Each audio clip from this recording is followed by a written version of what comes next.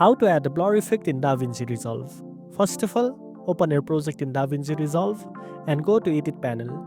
Select the clip you want to apply the blur effect to. Once the clip is selected, go to Effects tab at the top left of the screen. Now, select the OpenFX section.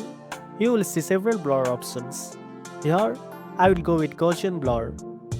Drag and drop it onto your clip. Once the blur effect is applied, you will see the blur settings appear. Here you can adjust the intensity of the blur by tweaking the slider. The higher you increase it, the stronger the blur effect will be.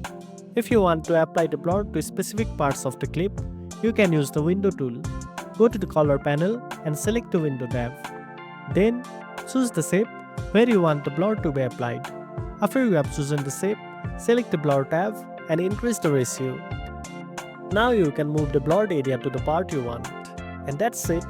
Now you know how to add a blur effect in DaVinci Resolve. If you found this video helpful, don't forget to like, share and subscribe for more tech tips. Thanks for watching and I'll see you in the next one.